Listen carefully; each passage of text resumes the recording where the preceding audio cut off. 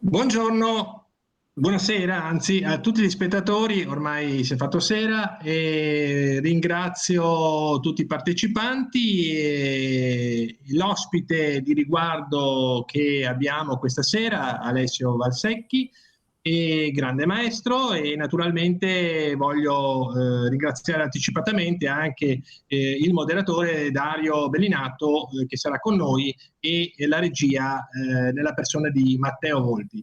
Bene, innanzitutto questa è la seconda puntata del canale Twitch della Scuola Veneto Scacchi e di questa nuova esperienza che stiamo facendo con il Comitato Regionale Veneto ed è la prima della serie in diretta con il maestro e non solo il nome completo.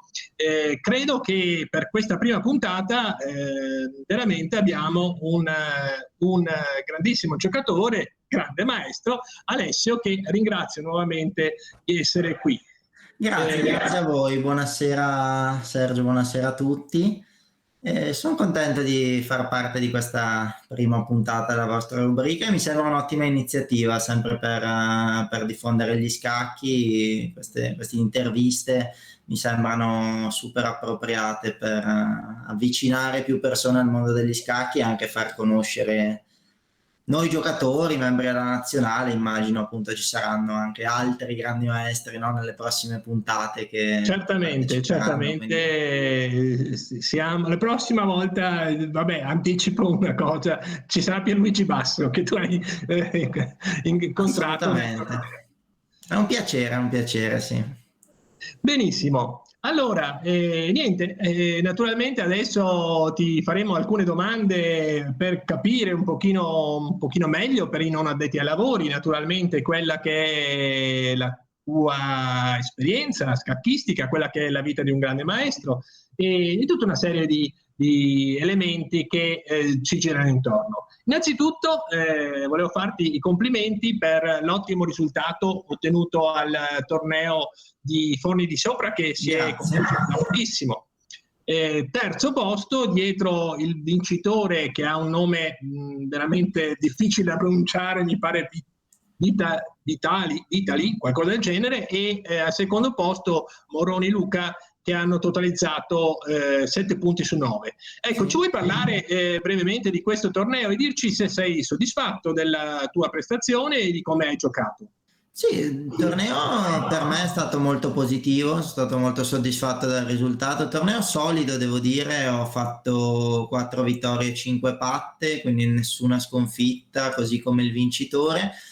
È vero, avrei potuto essere più combattivo, questo sì, ho fatto un paio di patte rapide contro gli avversari diretti che da un lato mi hanno tenuto in cima alla classifica, dall'altro magari non mi hanno permesso di vincere il torneo. D'altronde arrivavo da una fantastica prestazione l'anno scorso dove avevo fatto uno dei miei migliori tornei di sempre, avevo vinto il torneo di Forni con 8 su 9 e ripetersi è molto molto difficile, anzi rispettare le aspettative non era semplice, però devo dire che sono soddisfatto perché non ho rischiato molto, ho giocato a un buon livello. D'altronde il Forni 2020 era stato il mio ultimo torneo di presenza, quindi non è mai facile dopo un'assenza così lunga tornare a scacchiera, però è andata bene decisamente. Anche il giocare con la mascherina e il plexiglass eccetera è stato un po' più semplice avendo avuto già l'esperienza dell'anno scorso e il torneo è filato abbastanza liscio,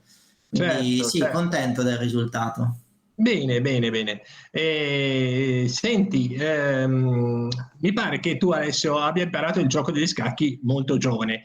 Vuoi dirci a che età hai iniziato e quali sono i tuoi primi tornei stati? Probabilmente al Circolo Excelsior di Bergamo, dove sei nato, Sì. e dirci anche un po', raccontarci delle prime fasi della tua carriera scacchistica costellata di successi. Sì, io appunto sono nato a Bergamo, cresciuto a Bergamo, vissuto a Bergamo fino ai 18 anni. Ho imparato a giocare perché mio padre mi ha insegnato a muovere i pezzi, avevo poco più di 5 anni e mezzo. Mio padre tuttora è un principiante, cioè sa giusto muovere i pezzi e nulla di più. Gli scacchi gli piacciono molto, però non ha mai preso nessuna categoria nazionale. mi ha insegnato a muovere i pezzi, io mi sono appassionato moltissimo, sono appunto andato al circolo Excelsior di Bergamo dove ho, diciamo, preso parte ai primi corsi, no, per bambini, e la passione è cresciuta appunto con i primi tornei. Il primo campionato provinciale che ho giocato l'ho giocato a 6 anni, ero il più piccolo della categoria pulcini, e l'ho vinto vincendo tutte le partite da più piccolo partecipante, e lì chiaramente poi un po' per i risultati, un po' per la passione, l'interesse è cresciuto sempre di più, e i primi tornei seri sono arrivati attorno ai 9-10 anni. Ho giocato i primi campionati nazionali, il primo che ho fatto in assoluto sono arrivato quinto, sempre alla categoria Under 10, e da lì vari tornei promozione, ho preso la terza nazionale e da quando avevo 11-12 anni ho iniziato a giocare con molta frequenza, anzi quando ho dovuto scegliere a quell'età, sei nell'età in cui fai magari uno sport di movimento e giochi anche a scacchi, penso che a moltissimi scacchisti sia successo questo, io giocavo a basket, nel mini basket, e nell'età in cui dovevi scegliere se fare lo sport, diciamo, di movimento e magari farlo anche a livello agonistico con le partite il sabato e la domenica, oppure giocare a scacchi, ho scelto gli scacchi, quindi la domenica andavo a giocare i tornei weekend, i semilampo, e sono cresciuto così, ho giocato moltissimo da piccolo, e poi la passione è esplosa fino a che è diventato un lavoro praticamente, visto che adesso sono scacchista di professione. Certo, certo, certo, certo. Eh sì, mi fai venire in mente di quando ero bambino anch'io, che però erano altri tempi, e non non c'erano tante possibilità di giocare tornei, diciamo, che erano molto inferiori a quelli che si svolgono adesso. Senti, ma so che poi hai giocato anche alle Olimpiadi, mi sembra. Vuoi dirci qualcosa di quell'esperienza? Sì, ho giocato una sola Olimpiade nella mia carriera, è stata in Georgia, a Batumi. È stata un'esperienza bellissima, ovviamente giocare con la maglia nazionale è una delle ambizioni maggiori, penso, di tutti gli sportivi. È stata un'emozione grandissima perché comunque ti trovi in questo posto enorme con partecipanti da tutti i paesi del mondo, ognuno che appartiene alla propria nazione, alla propria squadra, e ha un valore aggiunto secondo me giocare con Certo. la maglia dell'Italia, nel senso che non stai rappresentando solo te stesso, la squadra, ma anche praticamente tutto un paese, quindi sai che dietro di te sono tutti gli italiani che ti tifano, che ti seguono, che supportano la squadra, e penso sia un'esperienza unica. Anche ho giocato tantissimi tornei di alto livello, ma giocare per l'Italia è È un'altra una cosa. sensazione unica, sì, rispetto ai tornei individuali. È anche molto più difficile da un punto di vista emotivo. Io sono uno che quando gioca i tornei individuali è sempre molto tranquillo, molto rilassato, non mi cambia il risultato, nel senso ovviamente voglio vincere, però anche se dovessi perdere una partita rimango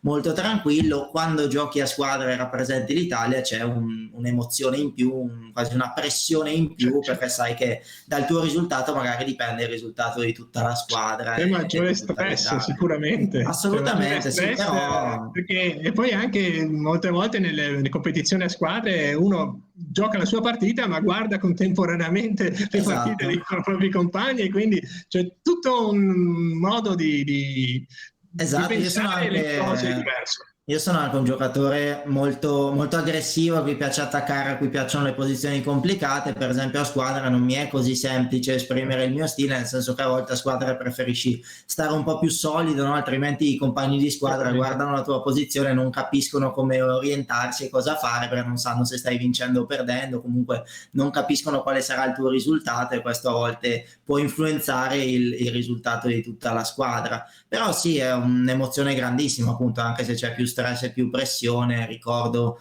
per esempio, uno degli ultimi turni abbiamo giocato contro la Russia, eravamo in terza scacchiera, io giocavo contro Vityugov, che è uno dei più forti giocatori del mondo, accanto a me c'era Sabino contro Kramnik, è stata un'emozione, penso, irripetibile. Quindi ha un qualcosa di davvero speciale, ed è un'esperienza che spero di Ripetere. ripetere prossimamente. Nel caso in cui dovessi essere convocato, è sempre un onore giocare per la nazionale. Assolutamente, assolutamente.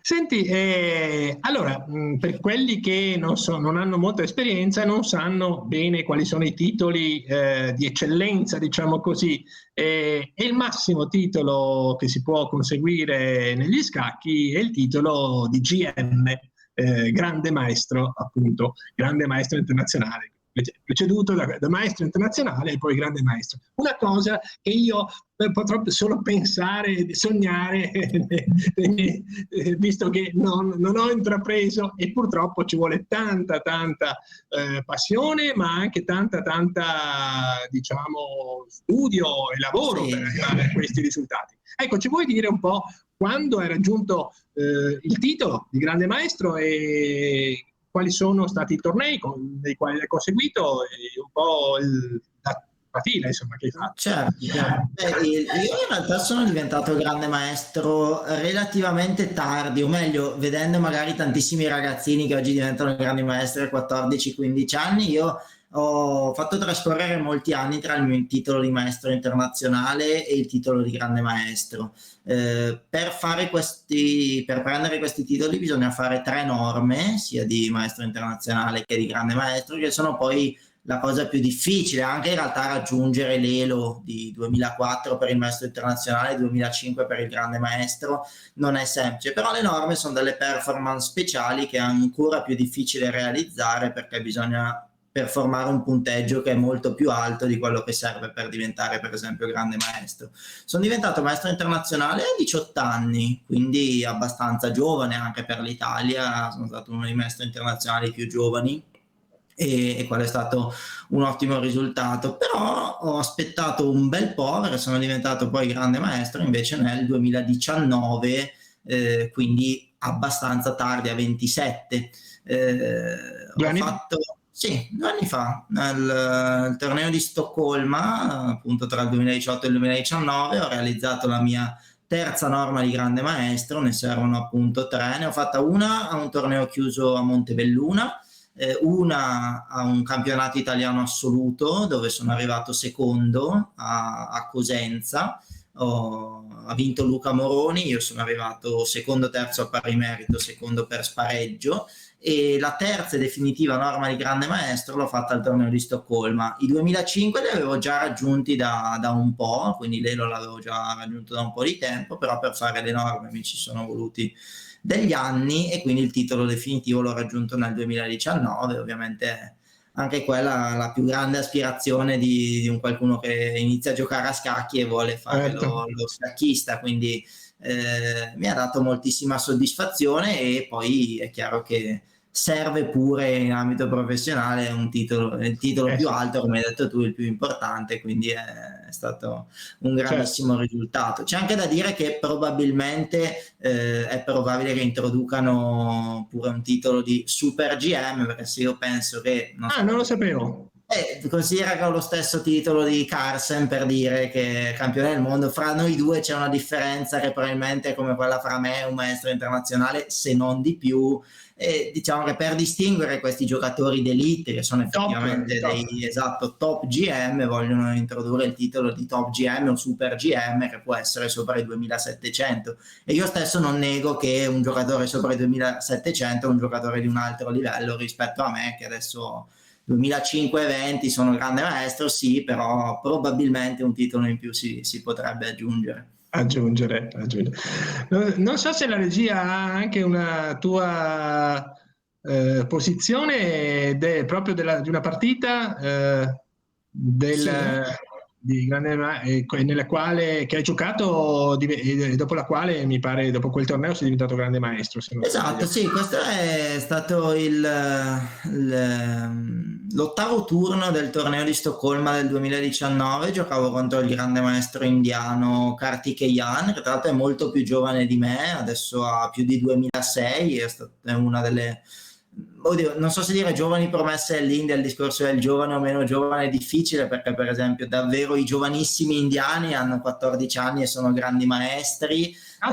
Lui ne ha, adesso ne abbia 20, all'epoca ne aveva 18-19, E è stata una partita molto tesa, nel senso che era l'8º turno, stavo facendo un gran torneo, stavo appunto performando 2600, anche di più, e quindi mi sarebbe bastato probabilmente un punto su 2 negli ultimi 2 turni per fare la norma di grande maestro, e questo era il penultimo.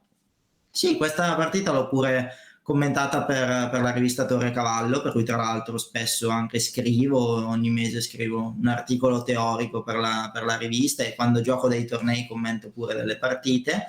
E questa posizione è la posizione critica della partita, in cui ero abbastanza fiducioso, ero in controllo, pensavo che le cose stessero andando bene, però dovevo essere preciso, perché appunto bastava un errore per poi andare nella direzione sbagliata e perdere la partita. Mi ricordo che in questa posizione ho giocato la mossa re di 8, anticipando la minaccia del bianco di mangiare il pedone in F7, e ricordo che era stata una mossa di cui ero andato molto molto orgoglioso, perché questa posizione derivava da una variante abbastanza complicata che era partita qualche mossa prima, e arrivava qui, e ricordo che anche il mio avversario era abbastanza convinto che qui non ci sarebbero state molte difese per me, era fiducioso per la sua posizione. Mi ricordo che dopo re di 8 era rimasto abbastanza sorpreso, anche dopo la partita avevamo analizzato e mi aveva fatto i complimenti per aver trovato questa risorsa difensiva, che in effetti è l'unica che salva. E a volte mi fa pensare che in posizioni del genere appunto sono delle singole mosse che poi ti decidono tutto un torneo, no? Magari in questa mossa uno non trova la mossa re di 8, perde la partita, non fa norma di grande maestro, e quasi la carriera cambia, fra virgolette. Quindi gli scacchi secondo me sono belli anche per questo, cioè che a volte con una mossa può cambiare tutto. Trovi la mossa migliore, vinci il torneo e vinci la partita, sbagli e perdi la partita, all'improvviso ti cambia tutto. Quindi è un gioco profondissimo, dove ci sono piani giganteschi, ma poi a volte una mossa cambia tutto. Quindi sì, la ricordo con grande piacere questa partita, ed è quella che poi mi ha permesso, ho pareggiato questa partita, ho pareggiato anche l'ultimo turno contro un grande maestro molto forte francese, e ho fatto la mia ultima norma di grande maestro, che mi ha poi dato il titolo. Bene, voglio commentare quello che hai detto prima, che basta una mossa per far girare la partita in un modo o nell'altro, anche a livelli molto più bassi. Ti assicuro che è capitato anche a me di avere delle posizioni che consideravo stravinte, e ho sbagliato una mossa e sono diventate... No, sono d'accordo, io lo vedo anche in tante partite dei miei allievi, dove appunto concretizzare dei vantaggi è una delle cose più difficili a scacchi. Quando si ha posizione vinta, arrivare fino in fondo e convertirlo in un punto intero è difficile anche per un grande maestro, a volte in posizioni complicate, quindi succede molto molto spesso di avere una posizione ottima, fare una svista oppure... È una delle cose più difficili. Sì, assolutamente. Senti, veniamo un attimo alle manifestazioni scacchistiche che conosciamo molto bene noi scacchisti, che sono le competizioni a squadre, che però per la gente comune dice: ma come, gli scacchi si possono giocare a squadre? Certo, si possono giocare a squadre. Tu hai avuto molteplici esperienze in tal senso, sia in relazione a competizioni giovanili, sia in quelle assolute. Ci vuoi parlare brevemente, insomma, delle tue esperienze, dei tuoi tornei a squadre che hai diciamo giocato nelle varie stagioni, nelle varie epoche, certo, quando poi hai giocato anche gli assoluti? Sì, beh, come abbiamo detto, giocare a squadra è molto diverso che giocare i tornei individuali, proprio perché intanto dal tuo risultato dipende il risultato di tutta la squadra. A volte devi cambiare il tuo modo di giocare a seconda di quello che la squadra sta facendo, cioè a volte la squadra sta perdendo e tu devi forzare per vincere una posizione pari, o addirittura una posizione in cui ti stai difendendo e stai peggio, devi fare qualcosa per provare a vincerla. O allo stesso modo mi è capitato più volte di avere posizione molto molto buona, anche vinta, ma siccome la squadra stava vincendo 2-1 e mancavo solo io, ho per esempio offerto patta, ho accettato patta pur di vincere 2,5, 1,5.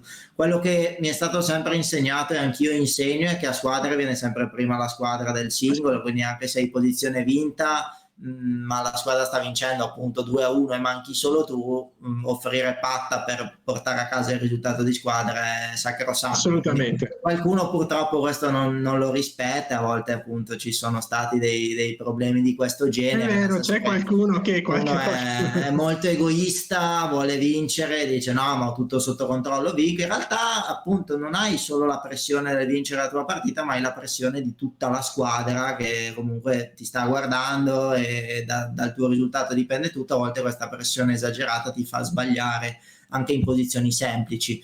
Io ho giocato a squadre tanti anni per il Padova, sono tuttora iscritto al circolo di Padova. E diciamo che la mia carriera con il Padova si divide in due parti: quella in cui sono stato preso per la prima volta, avevo 15 anni, quindi sono stato preso come promessa della squadra da molto giovane, proprio perché volevano una mia crescita, no? Un mio miglioramento per poi tenermi in squadra anche in futuro. E lì ho giocato da riserva, nel senso che il Padova è sempre stata una squadra fortissima negli ultimi 10 anni, e lì giocavo come riserva, anzi addirittura i primi anni ho giocato solo 2-3 partite, peraltro con brutti risultati, perché quando appunto non giochi spesso e vieni chiamato in causa solo per alcune partite che sulla carta sono facili e tu dovresti vincere al 100%, magari tu appunto non sei tanto il clima torneo, sei un po' freddo fra virgolette, giochi male e anche una partita che sulla carta è semplice la puoi perdere. Mi è successo un paio di anni così di fare delle brutte prestazioni proprio perché ho giocato solo poche partite che non sono andate tanto bene. Invece poi la seconda fase della carriera, appunto, dove già ero un forte maestro internazionale o grande maestro, dove sono anche stato protagonista della squadra, quindi ho vinto degli scudetti giocando da titolare in squadra, anche quella è stata una bella soddisfazione. Abbiamo giocato anche dei campionati europei a squadre. L'anno in cui il Padova ha vinto la Champions League non c'ero, non giocavo, anche se facevo parte del circolo, ho tifato da casa, ma la squadra era talmente forte, con talmente tanti stranieri, che giustamente non c'era spazio per me. Però il campionato italiano che ha portato a vincere l'europeo l'ho vinto giocando, cioè l'abbiamo vinto e ho giocato da titolare, quindi dà davvero delle belle soddisfazioni giocare a squadre. Le mie esperienze da più giovane, avevo giocato qualche campionato scolastico, un anno abbiamo vinto anche quando ero in quarta superiore col mio liceo, la scuola ha vinto il campionato studentesco, primo posto, e gli anni in cui ero al triennio siamo stati tutti e tre gli anni nel podio. Anche quella è un'esperienza diversa, ovviamente. Con un giocatore come te sicuramente. Sì, in realtà tutta la squadra era forte, nel senso che una scacchiera su 4 fa poco, sì, no? Nel senso le può vincere tutte, però il bello della partita a squadre, il bello, a volte anche brutto, ma secondo me il bello è proprio che ogni scacchiera ha lo stesso peso, no? Io magari sono grande maestro, gioco in prima, ma il mio punto vale 1 come se ci fosse un NC in quarta, che vale 1 uguale, quindi per quello la squadra è bella, perché è importante tutta la squadra. Se ne hai uno fortissimo, non è come in altri sport di squadra, non so, penso al basket, dove se c'è un giocatore dominante magari può vincere quasi da solo. A scacchi ogni partita vale 1, ogni scacchiera vale 1, e quindi è importante anche che ci sia spirito di squadra, che la squadra sia unita, che siano tutti insieme, che anche ci si motivi a vicenda. Io spesso negli studenteschi facevo non solo vincevo le mie partite, ma cercavo magari di preparare i miei compagni di squadra e aiutarli, motivarli, eccetera eccetera. Certo. Quindi è molto molto importante. Certo, e vabbè, bene, e senti un po', adesso ti faccio una domanda che probabilmente è abbastanza banale, però insomma si fa sempre e tutti quanti vogliono sapere. Secondo te quali sono i più forti, sono stati i più forti grandi maestri, diciamo 4-5 nomi, ma vorrei sapere anche se ce n'è qualcuno che reputi un grande giocatore femminile, quindi da campo femminile. Ecco, a tuo giudizio, naturalmente personalissimo. Beh, allora, quando penso ai più forti giocatori della storia, il mio giocatore preferito in assoluto è Mikhail Tal, campione del mondo. L'ho sempre amato e fin da piccolo imparavo a memoria le sue partite, le guardavo un sacco di volte, era il suo stile, mi piaceva moltissimo. Non lo considero oggettivamente il più forte della storia, ma è sicuramente il mio preferito. Tra i migliori di sempre, secondo me, il trio Fischer, Kasparov e Carlsen è un trio intoccabile, cioè penso che nelle diverse epoche siano stati forse i tre più dominanti in assoluto, nel senso Fischer appunto da solo contro i russi, genio indiscusso eccetera, Kasparov anche lui dominante nel suo periodo, e Carlsen adesso sta facendo più o meno lo stesso percorso. Quindi loro tre li ritengo probabilmente i top della storia degli scacchi. Tale è il mio giocatore preferito, e anche Spassky, appunto rivale di Fischer, è uno dei giocatori che stimo di più. Quindi la mia top 5 in assoluto sarebbe questa. Ci metterei comunque di diritto anche Judith Polgar, visto che tu hai chiesto a livello femminile. La mia giocatrice preferita è Hui Fan, anche lei è stata campionessa del mondo cinese, una promessa degli scacchi, è arrivata anche lei a un livello altissimo, molto vicino ai 2007.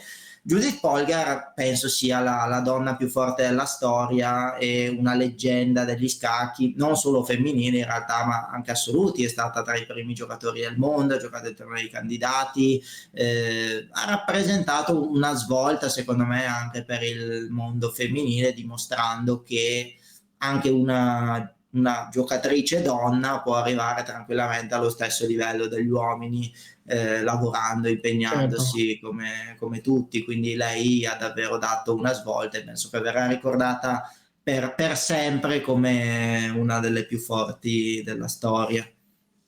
Senti, c'è anche un personaggio, diciamo, pur non essendo grande maestro, che secondo te ha inciso molto nel mondo scacchistico? Secondo te? Secondo me, quando penso a qualcuno che ha, diciamo, fatto qualcosa di importante o cambiato in un certo senso la visione degli scacchi, penso un po' di più ai giocatori del passato, quelli che hanno innovato il modo di giocare, oppure hanno compreso un qualcosa di più rispetto ai loro predecessori. Non so, anche se penso un secolo fa, Lasker è un giocatore che nel suo modo di pensare, nel suo modo di vedere gli scacchi, probabilmente ha cambiato moltissimo il pensiero del gioco. Oppure anche tutti i giocatori ipermoderni, i vari Nimzovic, che hanno proprio scritto teorie sugli scacchi, hanno probabilmente dato una svolta al gioco, perché hanno capito che il gioco poteva essere interpretato diversamente. E quindi per esempio Lasker ha anche la psicologia nei confronti dell'avversario, no? Capire cosa vuole fare l'avversario, capire come si sente l'avversario, approfittarne in determinati momenti. Sono cose che secondo me oggi diamo per scontate, perché sono tutte cose che ormai si sanno, e per l'epoca non era assolutamente semplice capire, un po' come se pensassi a delle scoperte in altri ambiti, in ambito scientifico e così via. Secondo me a livello scacchistico queste cose hanno dato un impulso molto, molto importante a far crescere il gioco. Concordo assolutamente. Senti, vediamo se c'è qualche domanda in chat, magari il nostro moderatore ce le introduce, qualche domanda che è arrivata dalla chat? Certo. Dario, vuoi dirci? Non sento Dario. Vedo che sta eccomi qui, okay. C'è qualche domanda che è arrivata dalla chat, ce n'è più di qualcuna. Forse una delle più interessanti è quella che, come grande maestro Alessio, che nel perimetro scacchistico delle nuove promesse, vedi qualcosa in Veneto, qualche giovane promettente che possa sperare ad un futuro di un certo livello?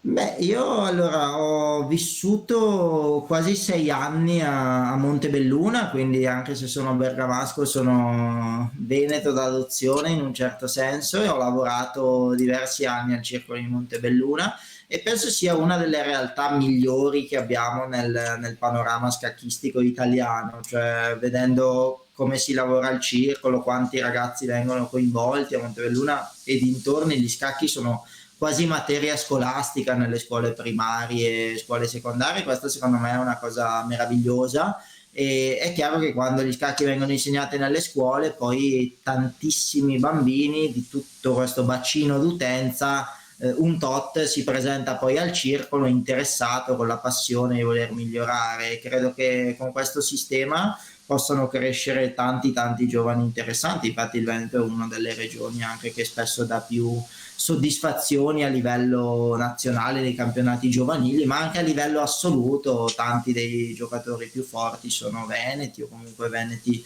d'adozione. Io ho un allievo Cappelletto che è del 2005, quindi compie i 16 anni, che seguo da tanto tempo, appunto da quando io ero a Montebelluna, da quando era piccolo in realtà, e che secondo me è uno dei giovani più promettenti sia in Veneto che a livello italiano comunque. E ci sono i fratelli Loiacono che adesso stanno crescendo. Quando io li seguivo al circolo di Montebelluna erano dei ragazzini, avevano 14-15 anni, adesso ormai stanno finendo la scuola anche loro, stanno iniziando l'università tra poco, ma anche loro a livello di scacchismo italiano under 20 rimangono comunque tra i più alti e tra i più promettenti. Non sono informatissimo, appunto, essendomene andato tre anni fa e poi essendoci pure stata la pandemia, sui più giovani, sui giovanissimi, magari under 10 o under 12, non ho moltissime informazioni, anche perché devo dire che in questo periodo di pandemia per i giovani non è stato semplice, nel senso, quando sei più piccolo una delle cose più importanti in assoluto è giocare tanto, cioè proprio essere a contatto con le altre persone, creare un ambiente di gioco, sviluppare delle amicizie all'interno del mondo degli scacchi. Penso che sia quello che poi fa crescere i ragazzi. Appunto, una delle cose più belle secondo me del circolo di Montebelluna a cui ho lavorato è che il circolo è aperto tutti i giorni, i ragazzi possono andare quando vogliono e possono appunto creare proprio delle amicizie all'interno del circolo, e secondo me lì ti viene poi voglia di andare tutti i giorni, giocare con i tuoi amici e crescere insieme. Secondo me è il gruppo che fa crescere. Invece dovendo stare a casa, è vero che c'è l'online, però è molto diverso chiaramente giocare online piuttosto che giocare dal vivo, quindi ha penalizzato sicuramente tutto il settore giovanile, non solo veneto ma anche italiano, proprio perché i ragazzi più giovani, i ragazzini hanno bisogno di giocare tanto, di fare tanti tornei, weekend, eccetera eccetera. Senza quelli non è così semplice crescere. Vedremo adesso se le cose dovessero tornare più nella normalità, se c'è qualcuno che magari ha studiato, ha giocato tanto online, ha avuto qualche maestro che l'ha indirizzato nella strada giusta, se otterrà qualche risultato. Ok, senti, volevo chiederti un'altra cosa: quale torneo o quale partita ti ha dato più soddisfazione nella tua carriera, se c'è un torneo o una partita che veramente, insomma, senti, ecco.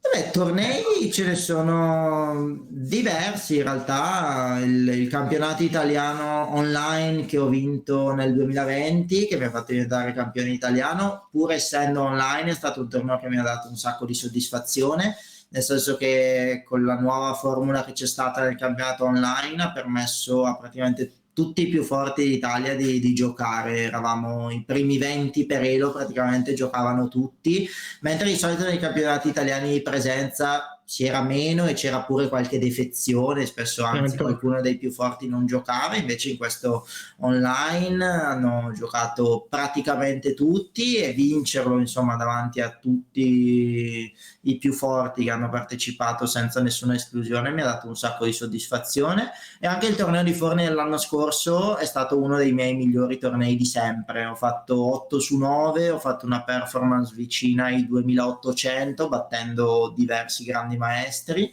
E devo dire, cioè, tra l'altro tutto in pandemia, non voglio dire che mi sono trovato bene, è brutto da dire, però sì, è stato ho avuto i migliori risultati. Anche il mio migliore Elo di sempre l'ho avuto l'anno scorso col torneo di Forni che ho vinto, e adesso con l'ultimo torneo di Forni la settimana scorsa ho pure guadagnato 7-8 punti, quindi ho migliorato il mio migliore Elo di 7-8 punti. Elo. Partita Ne ho diverse di partite che ricordo con piacere, per esempio, non so, i primi grandi maestri che ho sconfitto quando avevo 14-15 anni, iniziavo a battere i primi grandi maestri. Quelle sono emozioni che comunque ti rimangono, perché vedi il titolo di grande maestro come ancora molto lontano. Ovviamente c'è sempre massimo rispetto per tutti i grandi maestri che incontro, quindi batterli per la prima volta è stata una bella emozione. C'è stata anche la vittoria con Fabiano Caruana, che è una partita che ricordo con molto piacere, perché tra l'altro l'ho incontrato una sola volta e ho vinto, quindi mi tengo volentieri lo score di 1-0. Non sarebbe facile ripetersi adesso, però noi siamo coetanei, anche lui è del 92, ci siamo incontrati quando avevamo entrambi 16 anni, io avevo 2004, lui aveva 2006 e 50 già, quindi era già molto molto forte, un fortissimo grande maestro. Ci siamo incontrati al torneo, al campionato italiano assoluto che è stato giocato a Martina Franca, era il 2008, quindi ormai un sacco di tempo fa, e ho vinto col nero una partita rocambolesca dove stavo malissimo dopo l'apertura, poi lui probabilmente ha un po' sottovalutato e sono riuscito a vincere, ma una partita che ricordo molto molto volentieri. Di solito più che la bellezza in sé della partita, perché lì ce ne sono diverse di partite belle, ma è più l'emozione legata magari all'avversario battuto piuttosto che al torneo che è andato bene e così via, quindi non è tanto una questione di mosse, ma più di emozioni personali che hai vissuto durante la partita. Anche per esempio un paio di partite alle Olimpiadi che ho vinto, anche se gli avversari erano addirittura meno quotati di me, magari erano addirittura maestri FIDE o maestri internazionali, però le ricordo con immenso piacere, proprio perché era un'atmosfera eccezionale, essendo un'Olimpiade, quindi ogni vittoria lì fatta con la squadra per l'Italia era una vittoria emozionante, assolutamente. Senti, tra i maestri titolati, hai qualche, italiani che siano stranieri, hai qualche collaborazione attualmente o una particolare amicizia?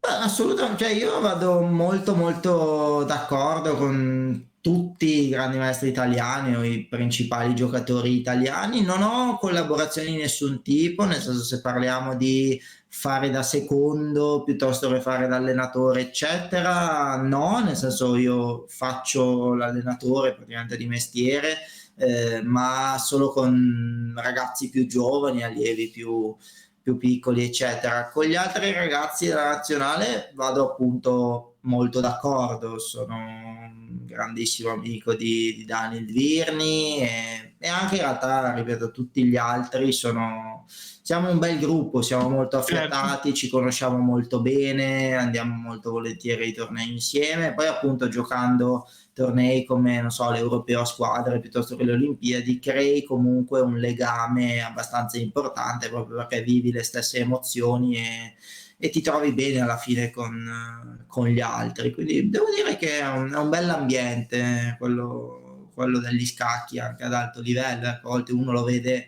in maniera strana o pensa sia chissà che cosa, in realtà siamo tutti ragazzi abbastanza normali. Poi chi più chi meno, ma quello fra scacchisti è normale, sappiamo è sempre che stato, sì. chi fa lo scacchista comunque qualcosa di strano magari ce l'ha, è un po' particolare, però tutti bravissimi ragazzi. Certo.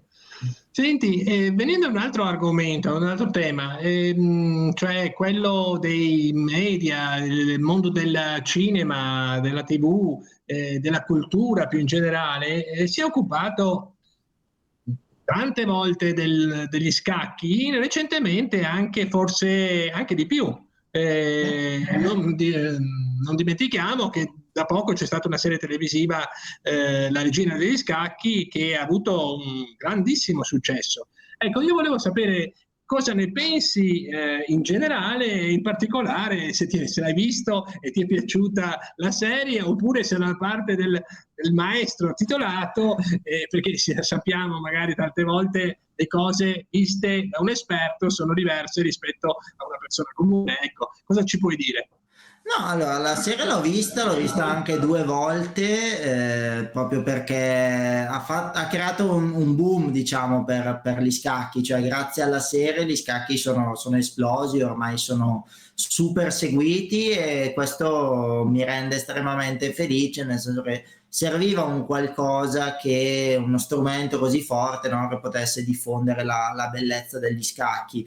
La serie mi è piaciuta, devo dire, poi diciamo da interno agli scacchi ci sono un paio di cose che magari non condivido e con cui non sono d'accordo, però mi è piaciuto moltissimo sia il fatto che gli scacchi fossero proprio protagonisti, perché a volte gli scacchi magari passano all'interno di una serie TV o di un film, così compare una scacchiera, ci sono due persone che pensano alla scacchiera ma non sono mai protagonisti, qui invece lo erano, e ho apprezzato tantissimo anche il fatto che le posizioni giocate fossero posizioni reali. Spesso a volte ci sono degli strafalcioni con gli scacchi, non so, vedi film con la scacchiera al contrario, una posizione impossibile, cose che fanno male a uno scacchista, devo dire la verità. Poi essendo io appunto molto interessato agli scacchi, nelle scene guardavo proprio la posizione sulla scacchiera, cosa che immagino moltissime persone non facevano, guardavano l'atmosfera e tutto, a me interessava proprio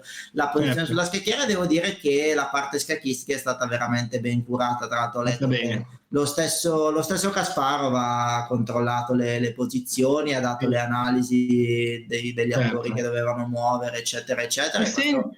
Ha dato un gran livello, sì. Una curiosità, secondo te in Italia c'è una regina degli scacchi? E se sì, chi è? Questo è difficile da dire, nel senso, vabbè, nello scacchismo italiano al momento il settore femminile sta avendo una bella crescita, secondo me, almeno la nazionale femminile è parecchio forte, ha appena vinto anche la Mitropa Cup il mese scorso con un grandissimo risultato. Come regina degli scacchi non saprei, questa è una domanda troppo difficile, cioè, pensandoci appunto ha delle caratteristiche molto particolari, appunto la ragazza, più che in Italia. Io penso che la vera storia della regina degli scacchi si ispiri a Bobby Fischer, ma il personaggio ha un genere femminile, appunto hanno voluto rappresentare la storia di Fischer prendendo come esempio una donna, anche per dare sicuramente una spinta al mondo degli scacchi femminili. Quindi non so nemmeno, viste le caratteristiche di Beth, se dire che una delle ragazze italiane le assomiglia può essere un bene o un male. Sicuramente a livello scacchistico un bene, per altri ambiti magari no, però no, non mi sbilancio, direi che appunto riproduce la storia di Bobby Fischer sotto un genere femminile che può avere anche le sue particolarità. Secondo me è stato un aspetto molto interessante. E poi insomma, essendo una presenza femminile, forse anche attirato assolutamente. Sì, peraltro l'attrice è bravissima, davvero a me piace un sacco, quindi ha avuto un grandissimo successo anche grazie a lei. Mi ha impressionato la dedizione con cui lei si sia messa nell'imparare la parte di una scacchista, cioè lei ha passato un sacco di tempo magari in circoli a vedere come uno scacchista muoveva, come si poneva, perché riprodurlo oggettivamente per chi non lo fa è quasi impossibile, perché è ovvio che uno che non è nel mondo degli scacchi non riesce a capire determinati modi di pensare, modi di muovere i pezzi. Lei si è impegnata moltissimo e sì, ha fatto un fantastico lavoro per immergersi proprio nella parte della scacchista. Certo. Senti un po', gli scacchi attualmente nel XXI secolo con internet, che una volta, quando io ero giovane, quando noi eravamo giovani, non immaginavamo neanche, e naturalmente sono molto diversi rispetto a quelli di una volta, cioè adesso preparazione, il mondo scacchistico, i libri, diciamo, una volta c'erano soltanto i libri, quindi cambia completamente. Cosa ci puoi dire? Secondo te sono più affascinanti, meno affascinanti, hanno caratteristiche diverse? Ma allora, gli scacchi sono cambiati sicuramente tantissimo, cioè anche io lo vedo, io che non sono nemmeno di chissà quale generazione, compio 30 anni il prossimo anno, eppure anche rispetto a quando ero piccolo sono cambiate tantissime cose, cioè io ho passato l'adolescenza sui libri, a riprodurre i libri sulla scacchiera muovendo fisicamente i pezzi, e questo gioco che si è sviluppato anche online, ma anche devo dire con l'uso dei motori, è proprio completamente diverso. Io me ne sono reso conto anche giocando, ho notato due cose: uno che sono tutti molto più forti e molto più preparati, cioè ormai non vinci più partite in 10-15 mosse perché l'altro fa un errore clamoroso in apertura, cioè in apertura ottieni una posizione qualsiasi, quasi mai vinta, e devi poi con calma, magari con l'esperienza eccetera, vincere la partita. Anche all'ultimo torneo di Forni mi sono reso conto che vincere una partita è difficilissimo, cioè ormai sono tutti ben preparati, hanno tutti dei concetti in mente che una volta dovevi leggere sui libri. Oggi c'è talmente tanta informazione che basta che uno davvero apra un computer, sente un grande maestro parlare e già impara a livello esponenziale. Mi ricordo che una volta per me poter sentire le parole di un grande maestro o poterle leggerle sulla rivista era un onore. Oggi basta aprire un qualsiasi sito, basta aprire Twitch e ci sono decine e decine di grandi maestri che commentano il loro modo di pensare, le loro partite, eccetera, eccetera. Quindi da un lato è un bene perché gli scacchi si stanno evolvendo sempre di più e il gioco si sta diffondendo a sempre più persone, e questa secondo me è una cosa positiva. Dall'altro, io che sono magari un po' nostalgico, un po' legato al gioco classico, mi dispiace sia che stiano diventando un po' troppo veloci. Ormai c'è la tendenza a giocare molto rapidamente, ci sono molti più tornei online, blitz, rapid, ormai il tempo lungo sta quasi un pochino perdendo valore, quindi anche diventando un pochino più, le partite sono un po' più superficiali, cioè ormai non stai a cercare il piano profondo, la mossa più precisa, non vuoi vincere un finale in maniera tecnica, ma è un gioco molto più pratico e molto più rapido, dove devi essere molto veloce, appunto, molto pratico, devi prendere delle decisioni in poco tempo, e le partite si decidono a volte in poche mosse nella fase di Zeitnot. Quindi dispiace un po' pensando a certe partite meravigliose classiche. Dall'altro lato uno può accettare il fatto che c'è progresso in tutto, no? E quindi anche gli scacchi stanno diventando un gioco non diverso. Si può fermare. Esatto, bisogna essere molto più rapidi nel prendere decisioni, molto più veloci e anche più pronti ad avversari che sono sempre più forti. Quindi bisogna aggiornarsi come in tutte le cose, giusto così. Assolutamente. Senti, come tu sai, la presidenza della Federazione Scacchistica Italiana da poco è cambiata, e dopo diversi anni della gestione Pagnoncelli, adesso, proprio da quest'anno sostanzialmente, c'è Luigi Maggi come presidente della FSI.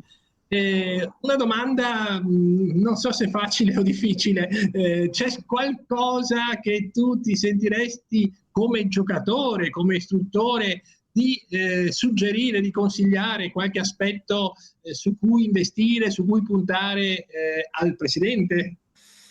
Sì, domanda difficile. Il presidente è sicuramente difficilissimo perché gli aspetti sono moltissimi. Io ho più interessi quasi da istruttore che da giocatore, quindi il mio consiglio principale sarebbe quello di spingere molto sul settore giovanile, cioè fare in modo che i giovani vengano spinti a giocare, vengano incentivati a crescere e vengano date molte possibilità ai giovani, nel senso che mi sembra ci sia una sorta di buco tra ormai la generazione che adesso ha la mia età circa e i giovani d'oggi, cioè non vedo moltissimi nomi che al momento possano sostituire i membri attuali della nazionale.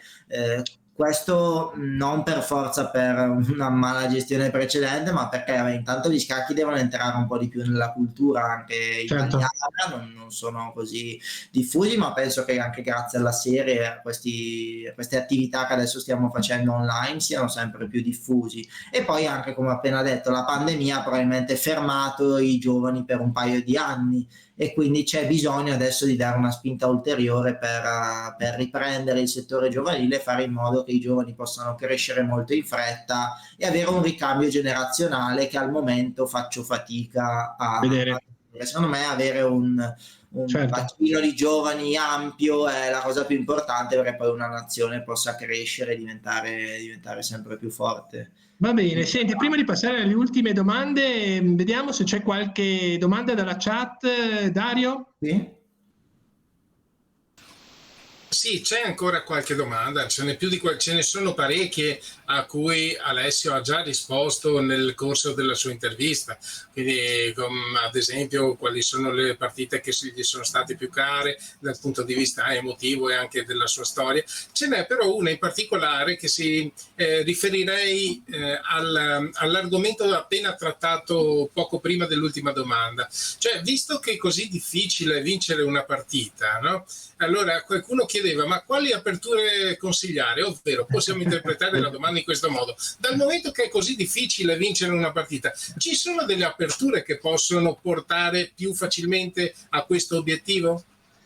Ma dipende appunto da che punto di vista ci si mette. Io per esempio anche nell'ultimo torneo di Forni la strategia in apertura non è stata scegliere un'apertura, anzi il contrario, evitare che il mio avversario fosse preparato in quell'apertura. Quindi, però questo è il mio punto di vista, magari da giocatore più esperto, proprio perché stanno diventando tutti più bravi, tutti più preparati e tutti più forti. Io ho cercato di portare le partite su un terreno proprio più scacchistico di esperienza, dove non ci fosse troppa teoria, non ci fossero troppe conoscenze da avere a priori, si dovesse semplicemente, come si dice, giocare a scacchi e basta. Quindi per chi invece deve provare a battere un grande maestro, direi il contrario, cioè di prepararsi a aperture molto teoriche, molto principali, non so, la siciliana per esempio contro E4, piuttosto che l'est indiana contro D4, cioè aperture molto teorizzate, molto conosciute, perché probabilmente sarà il grande maestro per primo, lo dico per esperienza, a deviare, magari scegliere una linea minore che però può essere anche inferiore, quindi può anche metterlo in difficoltà. Io qui all'ultimo torneo di Forni ho cercato il più possibile di evitare la preparazione dell'avversario, anzi il mio lavoro è stato più pensare cosa può essersi preparato lui, quali sono le linee che ultimamente ho giocato, cambio e gioco qualcos'altro, in modo tale che giochiamo alla pari, testa contro testa, per esperienza, e devo dire che ha funzionato. Però chiaramente questo scegliere linee minori spesso può portare anche a posizioni difficili, e quindi chi mi deve battere può anche fare più punti in questo modo. Veniamo alle ultime domande, Alessio. In questi ultimi tempi, naturalmente, la pandemia ha inciso notevolmente su tutte le attività sportive, e quindi gli atleti, anche gli scacchisti, hanno avuto meno occasioni di giocare tornei, ovviamente. In particolare, quali effetti ha avuto per un giocatore di scacchi a livello agonistico questo periodo di pandemia? Beh, sicuramente ha inciso tanto. Io ho visto tanti giocatori anche di ottimo livello, che quasi non dico non hanno toccato scacchi, ma chiaramente può aver demotivato moltissime persone, perché uno che magari vuole giocare a scacchi e fa anche lo scacchista di professione si è dovuto probabilmente un pochino reinventare, perché tornei non ce n'erano più e anche la voglia e le motivazioni per studiare non sono state moltissime. C'è la passione, che ovviamente per chi è un professionista fa sempre da guida, perché senza passione non si può giocare a scacchi nella vita, però la mancanza di tornei ha demotivato molte persone che quindi hanno fatto altro. Secondo me chi nel mondo degli scacchi faceva già altre attività invece è stato avvantaggiato. Io per esempio, essendo quasi più allenatore che giocatore, non ho avuto problemi, nel senso che ho dato lezioni per tutto il periodo della pandemia, anzi questo mi ha aiutato molto anche a studiare per me stesso, nel senso che ovviamente per me le lezioni sono anche motivo di studio personale, perché devo prepararle, devo prendere materiale, guardo io scacchi tutti i giorni, e questo mi ha aiutato molto a non perdermi. Se probabilmente avessi giocato e basta, non so se avrei avuto le motivazioni per andare avanti a studiare ogni giorno, sapendo che il prossimo torneo sarebbe stato fra un anno o due. E quindi questo ha inciso tanto secondo me, e molti hanno cambiato probabilmente i loro obiettivi proprio perché giocare in questo periodo è stato molto molto difficile. Certo, sicuramente è stato difficile giocare in presenza, però a differenza di altri sport, il vantaggio degli scacchi è che sicuramente c'è la possibilità di utilizzare l'online molto di più, cioè non so, non vedo la possibilità di farlo in una partita di basket o in una partita di pallavolo, in una partita di tennis. Invece a scacchi c'è questa grande possibilità di utilizzare internet, di utilizzare l'online e anche di inventarsi, diciamo, come fai tu, insomma, di entrare in un mondo che ho visto ha appassionato moltissime persone, moltissimi giocatori e anche, diciamo, semplicemente appassionati, che è quello di diventare streamer e di fare delle cose nuove sulle varie piattaforme e su Twitch. Vuoi dirci? Sì, assolutamente, diciamo, la tua esperienza?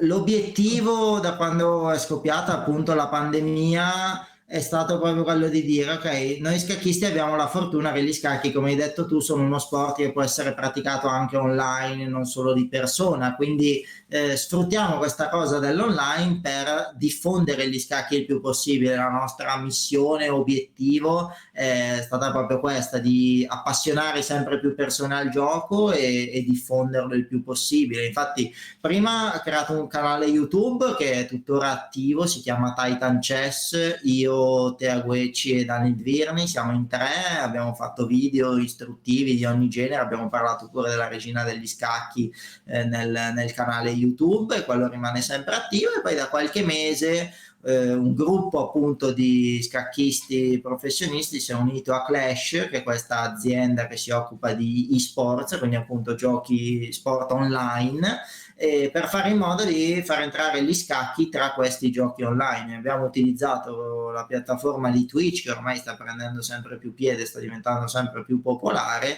per diffondere gli scacchi. Quindi facciamo dirette quotidiane, mi viene da dire, perché negli ultimi mesi ho streamato moltissimo, dove cerchiamo con vari format, con varie modalità di far conoscere gli scacchi alle persone, far vedere come pensa un grande maestro, cosa pensa in determinate posizioni, farci vedere mentre giochiamo online, tornei di alto livello, eccetera, eccetera, proprio perché il vantaggio degli scacchi è questo, che grazie al gioco online si sono mantenuti tantissimo e anzi si sono diffusi molto più di altri sport, sono incrementati di una percentuale incredibile nell'ultimo anno e mezzo, proprio grazie a queste piattaforme online, grazie alla serie TV e così via.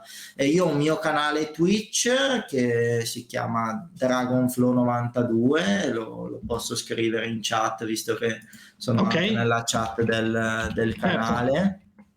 E in realtà ultimamente, siccome su Twitch siamo appunto un gruppo con Clash, facciamo parte di un team, io sto streamando insieme a Tea Guecci sul suo canale che si chiama appunto Tea Guecci, e stiamo facendo tante attività, un po' attraverso Clash, un po' attraverso noi, per diffondere il più possibile il gioco. Tea Guecci è palermitana, è siciliana? Sì, vero, esatto. Mi pare. Sì, avevo seguito un pochino anche le scacchiste. Va bene, senti,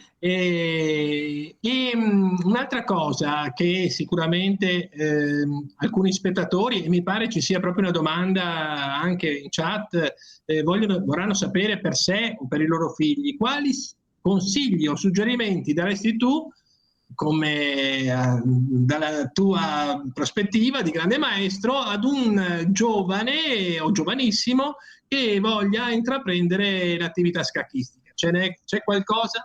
Ma sì, assolutamente. Il primo consiglio che per me è fondamentale è quello di avere passione per il gioco. Cioè, secondo me senza passione non si va da nessuna parte. Gli scacchi sono un gioco estremamente difficile che ti dà tante soddisfazioni, perché anche ti può far soffrire tanto. Uno deve perdere tantissime partite per migliorare. Secondo me, se uno viene forzato a giocare, oppure se lo fa senza una passione particolare, è difficile che vada avanti, proprio perché per avere così tanta dedizione e studiare così tanto bisogna essere super appassionati. Quindi la prima cosa che direi è che uno deve iniziare come divertimento, iniziare per divertirsi e man mano, se il gioco gli piace, appassionarsi e studiare sempre di più. Però secondo me è sbagliato per un ragazzo avere troppe aspettative, è sbagliato per esempio quando dei genitori mettono troppe pressioni su un ragazzo per giocare per vincere a tutti i costi, perché poi questo ti logora, e anche se all'inizio magari vinci e funziona, dopo un po' è difficile reggere la pressione di uno che gioca solo per vincere senza magari divertirsi o senza appassionarsi. Quindi secondo me la prima cosa è divertirsi, essere curiosi, avere voglia di imparare e appassionarsi al gioco perché sia un divertimento vero e proprio. E poi accanto a quello, quando uno poi ci si dedica e studia molto, verranno anche i risultati e viene anche la voglia di vincere, perché chiaramente tutti quelli che giocano hanno voglia di vincere. Però prima cosa appassionarsi, senza dubbio. Senti, ne hai già parlato prima, ma volevo chiederti se hai qualcos'altro da dirci sulla tua, diciamo, esperienza come istruttore. Cioè, tu fai corsi, istruisci, alleni qualche ragazzino individualmente?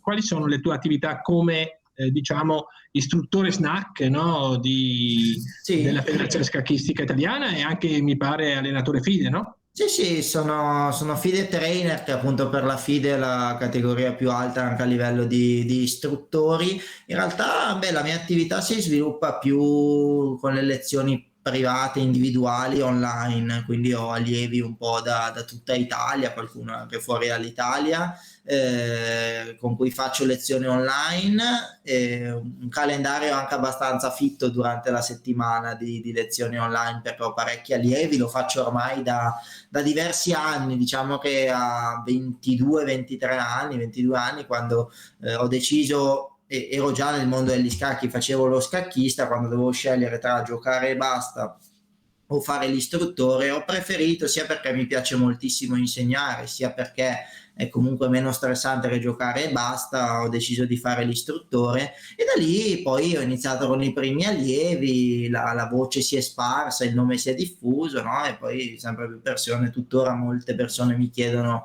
se do lezioni private, mi chiedono di fare lezioni, eccetera, eccetera. Io, per quanto possibile, cerco di fare più che posso, proprio perché mi piace moltissimo insegnare e ho tantissima voglia di diffondere gli scacchi e renderli più popolari possibile. Quindi per quello che posso faccio più lezioni possibili. Poi faccio anche comunque dei corsi per vari circoli, per esempio per il circolo di Padova il mese scorso ho fatto un corso online serale, un'ora ogni lunedì sera, riguardante un'apertura, e così via, quando vengo contattato per fare dei corsi. Adesso che comunque l'online è molto diffuso, faccio anche lezioni di gruppo e corsi per diversi circoli.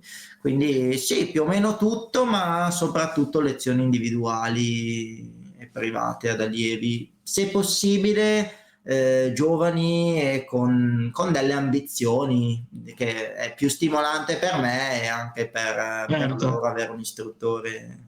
E per vecchietti come me? No, assolutamente non ci sono pregiudizi. L'importante è che il gioco piace, che uno si diverta e sia appassionato e abbia voglia di imparare. Poi per il resto non conta. Per me l'importante è che un allievo abbia voglia di imparare, sia motivato e che gli piaccia molto il gioco. Poi il livello, l'età è relativo, certo. Se è un giovane o giovanissimo che ha voglia di crescere, di diventare forte, chiaramente è più ambizioso e più stimolante, ma l'importante, ripeto, è che a uno piaccia il gioco e che si diverte e abbia voglia di imparare. Ok, faccio l'ultima domanda. C'è qualcuno a cui tu puoi essere riconoscente in particolare per la tua, diciamo, attività scacchistica, per la tua, diciamo, introduzione nel mondo degli scacchi?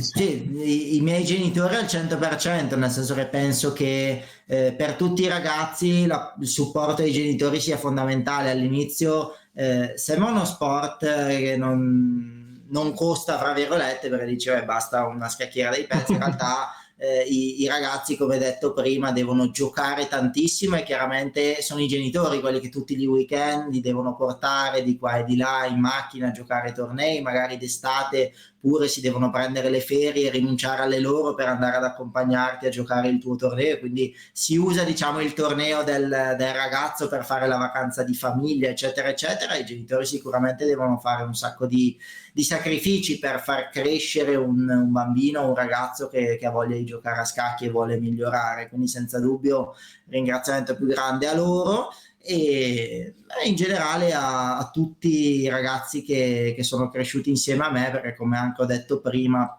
per migliorare hai bisogno comunque di qualcuno che migliori insieme a te, di qualche amico che condivida le tue esperienze, eccetera eccetera, e quello ti serve poi per diventare più forte, divertirti. Ok, siamo ormai davvero in chiusura e se c'è una domanda telegrafica dalla chat la poniamo. Dario? Sì, allora... Una cosa veloce? Sì, c'è una delle domande, scriverai mai un libro? Magari la leggiamo. Hai mai scritto, scriverai qualcosa sugli scacchi? Secondo te è utile produrre letteratura in questo senso sugli scacchi? Ma utile sicuramente sì, penso che appunto io sono cresciuto sui libri, i libri sono un elemento fondamentale di studio, non ho nulla in programma di questo genere, negli ultimi anni ho solo scritto degli articoli appunto per la rivista Torre Cavallo o commentando mie partite o scrivendo articoli teorici, ma un libro al momento non è in programma e non sto scrivendo nulla, però mai dire mai, con l'esperienza, con l'età, quando accumuli tantissimo materiale poi ti viene voglia di racchiuderlo tutto in un libro, quindi non lo escludo per il futuro assolutamente.